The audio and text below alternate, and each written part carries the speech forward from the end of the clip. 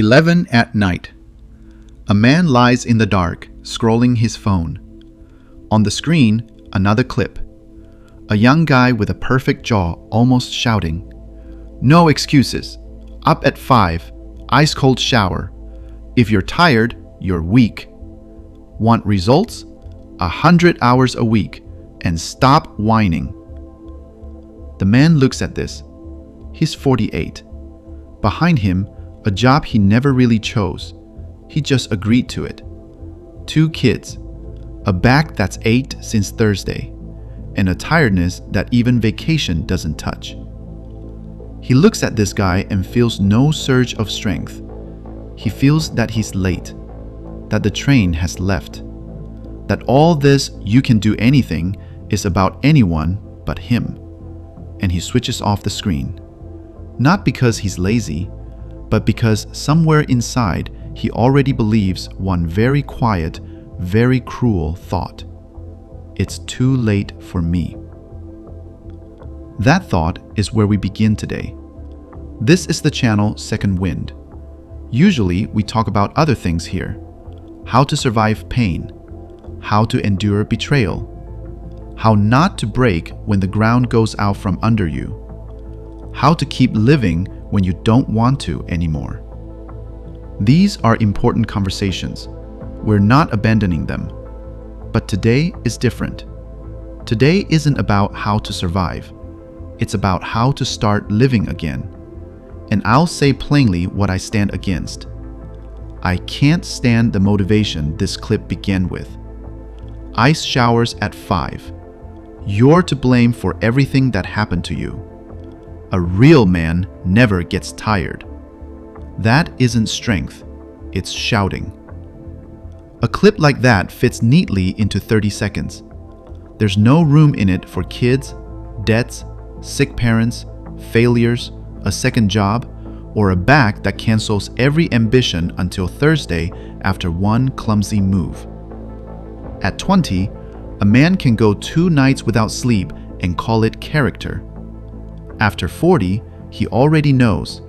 Sometimes it isn't character. Sometimes it's just a very bad decision. You don't need a man screaming, "Just start." You need an honest conversation about why you're standing still and what actually moves a person. Maybe you don't need new motivation. Look, maybe the problem isn't that you lack motivation. Maybe you're just tired of motivation. You already know what to do. You've heard hundreds of tips. But between the tip and the action, one feeling seems to have vanished. Something still depends on me. That's the real problem. Not laziness, not a lack of willpower. You know how it looks? A man has 40 clips saved about changing his life. Some he even sorted into folders. One folder is called Start a New Life. It's been there for 3 years. He watched it all honestly, understood it all, and could give you a lecture on discipline, habits, and small steps himself. And meanwhile, nothing in his life moves. It's not that he doesn't know. It's that somewhere the link between "I know" and "I do" got lost. As if between "I decided" and "I did," a wire snapped. A grown man rarely needs to be pushed again. He's already pushed. By pain, by anxiety, by the sense of time running out. He has enough motivation. He needs something else. To feel again that he can affect at least one part of his life. And this whole conversation is about one thing. How to give a person back not an emotional lift for one evening, but the feeling that he's taking part in his own life again. Not just riding through it as a passenger. You're not starting from zero. You've already done things you never counted as feats. Got up in the morning after a sleepless night because a child had to be driven somewhere.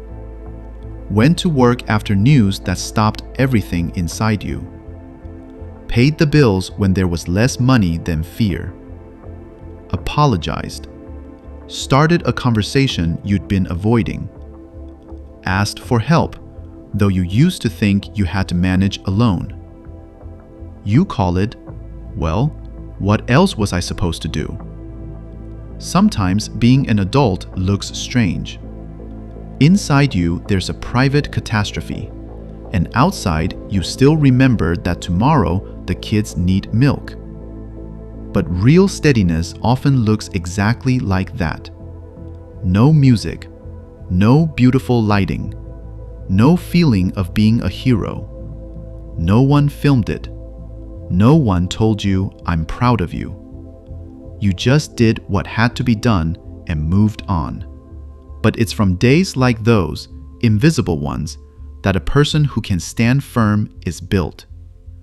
You're not starting from zero. You're starting with the experience of a man who has already been through hard things and stayed in his life anyway. A failure is information, not a verdict. Almost everyone gets stuck here. Tried once, it didn't work.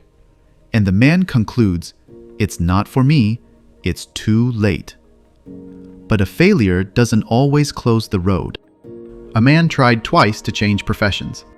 The first time, he bought a nice course and quit after a month.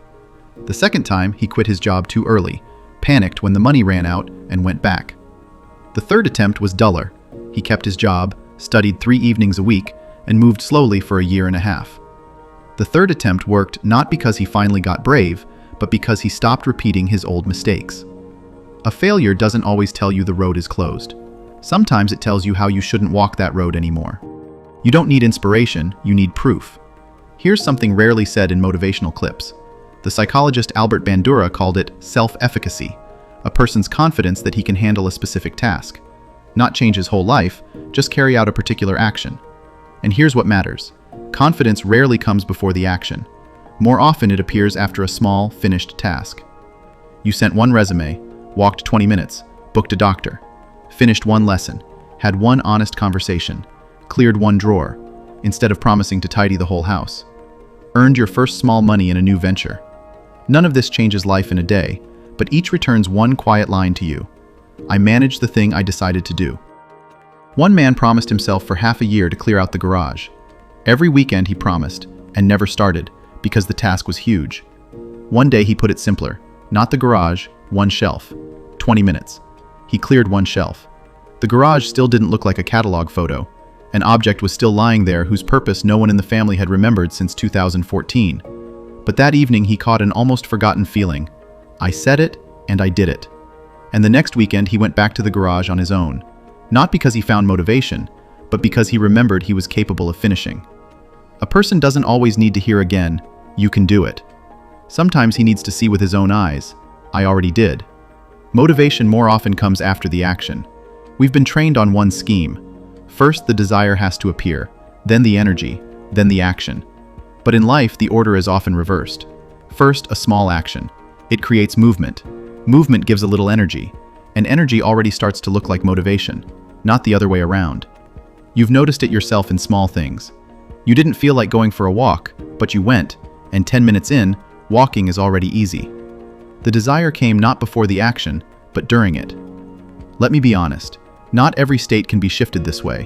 Where tiredness ends and something that needs a doctor, not advice, begins, I'll say a bit further on.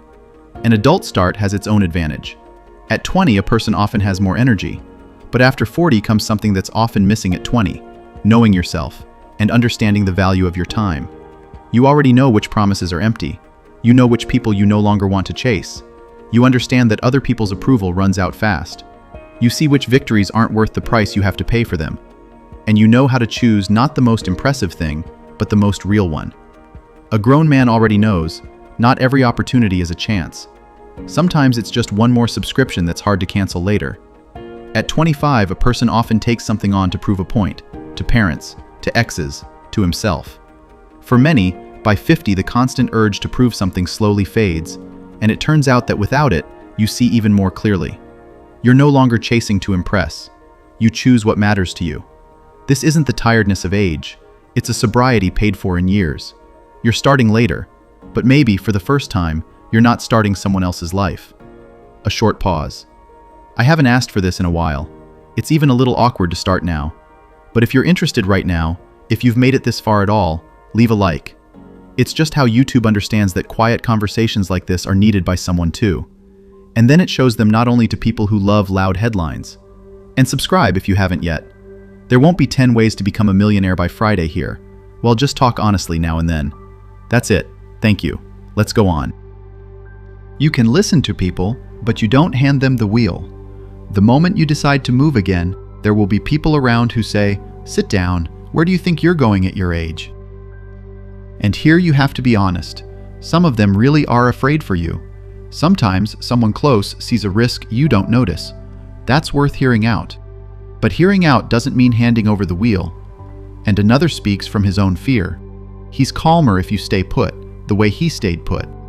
Your step reminds him too loudly of his own stillness. And here's the hardest part. The loudest "sit down, where do you think you're going?" often comes not from strangers, but from those close to you. Not listening to a stranger is easy. Not listening to your own, almost impossible. But even a person who loves you can be wrong about your life. Love doesn't always mean being right. But the final decision is still yours to make. And the responsibility for it is yours to carry too. Don't hand the final decision to people who look at your life through their own fear. About tiredness. Since we're against that guy with the ice shower, let's say it plainly. You have the right to be tired. But tiredness has different faces, and it matters to tell them apart. The first, ordinary tiredness. It needs rest. You slept, sat in silence, eased the pace, and the strength comes back. The second, avoidance. When a man calls endless delay rest. When I need to recover drags on for months, and really it's about never starting at all. The third, a state where the strength doesn't come back at all. If interest in what used to bring joy is gone, if even the usual is hard, and it lasts for weeks and months, that's not about motivation. That needs the help of a doctor or a specialist, and there's no weakness in it. There's a simple question that helps tell one from the other. Does this rest restore me, or lull me to sleep? Rest doesn't have to end on command, but real rest gives a person back at least a little life. It doesn't leave you with one more day you just have to wait out. About identical days. Sometimes a person says, "I've got no strength, nothing brings joy, it's probably my age." And sometimes the reason is simpler. For too long, nothing new has happened in his life. The brain stops noticing the identical. Up at the same time, the same road, the same faces, the same evening in front of a screen. It switches to autopilot and seems to dim the light. Life goes on, but the sense of life is gone. Ask yourself honestly, what do you remember from last week? Not by the calendar, for real. For some, only Tuesday stays in memory, and only because on Tuesday the coffee machine broke. And it's not that the week was bad, it's just that all the days blurred into one. Sometimes a person is tired not of life itself, but of going too long without meeting anything new in it. And the newness here isn't for entertainment. It's for finding yourself back inside your own life. Being present in it, not walking past it. A different road home. A short trip somewhere you've never been. An activity where you're a beginner again. A conversation with someone you usually only nod to. Sometimes a person comes back to life not through some great meaning, but through a moment he actually noticed for the first time in a long while. The price of the new is, most often, awkwardness. We're used to thinking the price of change is pain, but more often the price is different. It's awkwardness. To start something new, you'll have to look not very confident for a while. Ask a stupid question. Start with small money. Show a weak first result. Speak with an accent. Be a beginner where there are people who've long known how. Admit the old plan didn't work. Ask for help. None of this is fatal, but it's uncomfortable. For a grown man, it's especially hard to be a beginner. He's already used to at least convincingly pretending he understands what's going on. Picture a man of 50 in a course surrounded by 25-year-olds. He doesn't understand something and has to raise his hand and ask. Everything inside resists. I'm an adult. I should already know all this. But he asks, and the world doesn't collapse. Someone answers, someone doesn't even notice. And a couple of months later, he's the one explaining to a newcomer what he was once ashamed to ask. And here's the important thing to understand. Many people don't refuse a new life. They refuse the period in which they don't yet know how to look confident in it. And that period comes for everyone. You can't jump over it. You can only walk through it. And it's shorter than it looks from the side of fear. You don't have to become a different person. Almost every kind of motivation promises you a new version of yourself. A better one, a different one, an upgraded one. But maybe you don't need to become a different person.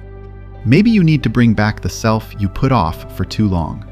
The curious one, the alive one, the honest one, the one able to learn, the one who once wanted to do his own thing, the one who could laugh and try without begging for guarantees in advance. He hasn't gone anywhere. He just hasn't come out in a long time. Remember any period when you were truly interested in something? When you could spend a long time on what you loved? When you could ask questions and try without demanding you look confident from day one? That person didn't die. He just got buried under years of duties, tiredness, and other people's expectations. And sometimes all you need is not to build a new self, but to dig out the one who was already there. A second wind sometimes doesn't create a new you. It gives you back to yourself. We talked about proof, about awkwardness, about steps. But under all of it, there's something deeper. In you, there is not only what has already become a profession, a habit, or a result. There are abilities you never gave time to. There are decisions you never reached. There are sides of your character that show only when a person takes responsibility again. The thought, "it's too late for me," almost always stands on shaky ground. You measure yourself by someone else's cover, by someone else's approval, by a result you don't have yet. That's sand. On sand, sooner or later, anyone will decide he's late. But there's another footing. The one who conceived you saw you before all your failures. Faith doesn't guarantee that every attempt ends in victory, but it reminds you of the main thing. Your task is not to keep your fear untouched. Your task is to make honest use of the day still entrusted to you.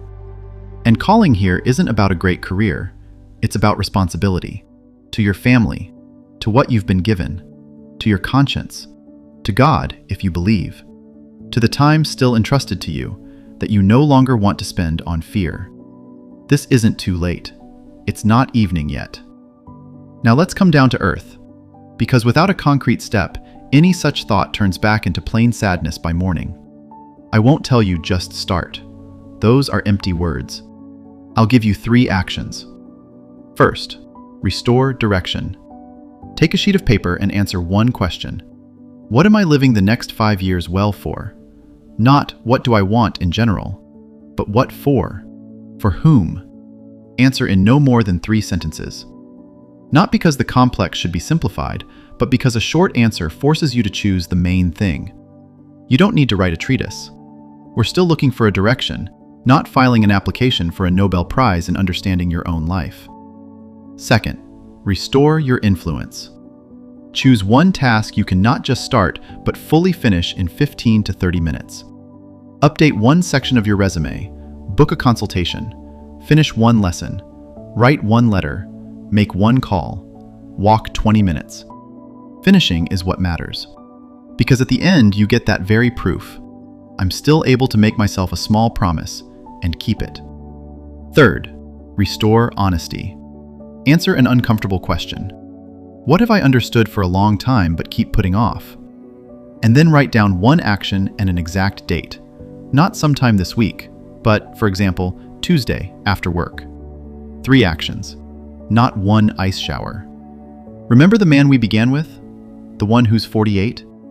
Who lay in the dark with his phone and switched off the screen with the words, "It's too late for me." His life won't change by morning. He won't get up at 5. He won't take an ice shower. But maybe, this time, he won't fall asleep on a promise of someday. He puts down the phone, takes a sheet of paper, writes 3 sentences, what for? Chooses one task for tomorrow. And maybe, for the first time in a long while, he falls asleep not with a foggy someday, but with a concrete decision. His life hasn't changed yet, but for the first time in a long while, an author has appeared in it again. Sometimes that's enough for a first evening. The years behind can't be brought back, but today hasn't been lived yet. A second wind isn't proof that you're capable of anything. It's the moment you understood again. Something still depends on me. Don't promise to change your whole life. Choose one small task, see it through to the end, and give it a concrete day. If this conversation was useful to you, you already know what to do. I'd be glad to see you among the subscribers. And I'm really looking forward to your comment. Not because you need to write something clever. Sometimes one line is enough. Even just this resonated. For the channel, it means a lot. And a like won't get lost either. Thank you for watching to the end. Until the next conversation.